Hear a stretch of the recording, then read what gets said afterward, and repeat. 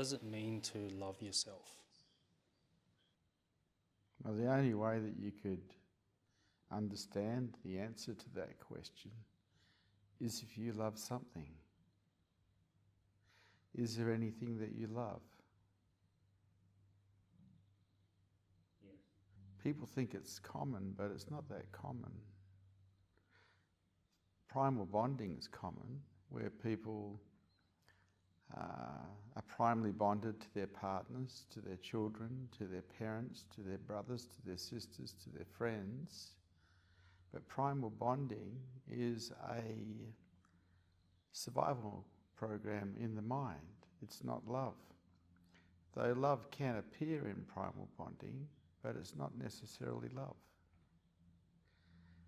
In my experience, love only is perceived in openness, not in closure, not in defendedness, not in resistance. And unfortunately, a lot of adults are closed. They offer a resistance to life. They're quite defended. And so they miss the true jewel of consciousness, which is love. And so when we talk about loving themselves, it's difficult because they may not have much of an understanding or an experience with love.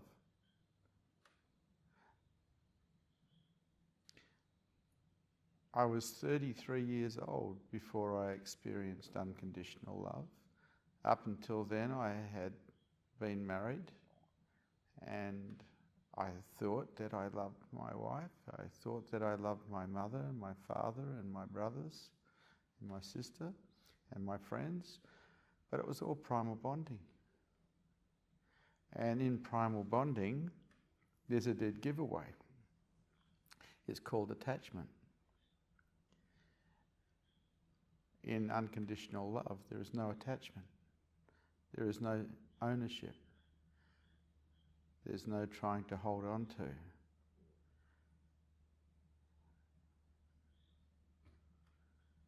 And so I started to glimpse love and changed my whole life. It's why I gave my businesses away, because I realized that as a businessman I'd been successful, but I was broke. Not financially, I was very well off financially, but I was broke because I didn't have unconditional love in my life. I had primal bonding, but I didn't have unconditional love. And I realized there was a difference. I also realized that not many people realize there is a difference. They think that their primal bonding they have with the people who are close to them is love. It's a survival mechanism that keeps people together for the survival of the species. But once I tasted unconditional love, I realized that I was broke. Even though I was wealthy, materialistically, I was broke. So that set me on a journey to find my own heart. And that journey destroyed a lot of the I that was in the way.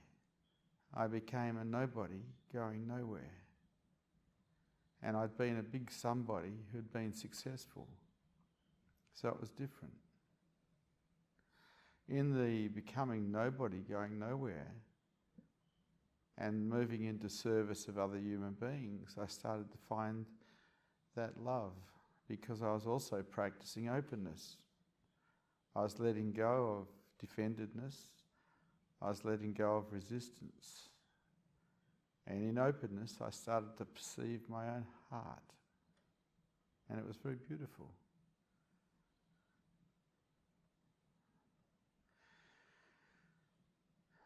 It is the most beautiful thing a human being can experience. There is nothing like it. One of the things I noticed about unconditional love is it doesn't own anything. It's not attached to anything. It's freedom itself.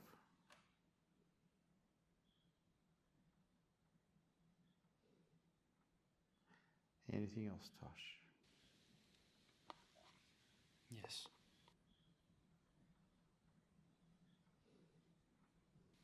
How can I learn to love myself? Okay. So one of the things that rules out loving yourself is if you don't accept yourself, if there's parts of you that you don't like. That non-acceptance of self keeps you closed, keeps you cut off from love. And so the beginning or the foundation for higher consciousness, and also the foundation for finding unconditional love or perceiving it, is acceptance of self, self-acceptance. And for some reason, we've all been programmed to not accept parts of ourselves, whether it was the influence of a church or education or mum and dad. And anything we don't accept in ourselves is a problem. It limits our consciousness growth. If you're really interested in raising your consciousness levels, you have to begin at the beginning. And the beginning is self-acceptance.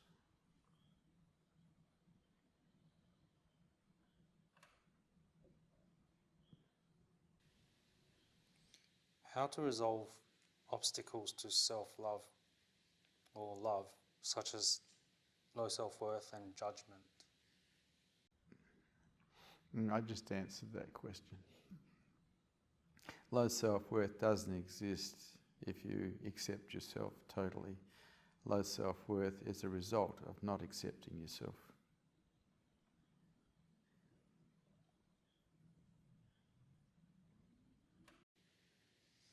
Do you see loving yourself as different to loving others?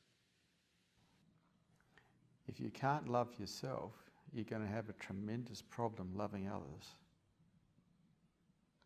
Because if you can't love yourself, you're not open enough to love yourself. And if you're not open enough to love yourself, you probably won't be open enough to genuinely love others.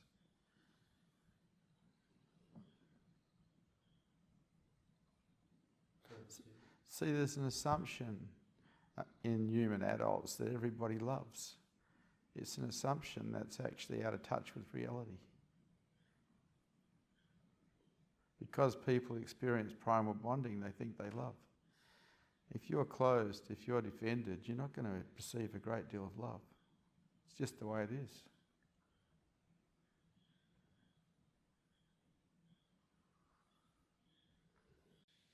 A common understanding of loving yourself is taking care of the body,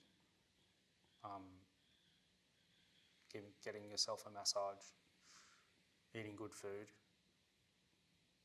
Do you see those kinds of self-care as stepping stones to loving yourself? No, I see accepting yourself as you are as a stepping stone to self-love. Taking care of yourself in that manner, the manners you mentioned, is just selfishness. And selfishness is actually against love. Someone who's experiencing unconditional love becomes selfless, not selfish. You can be sure of one thing: if a person's very selfish, they're not experiencing much love.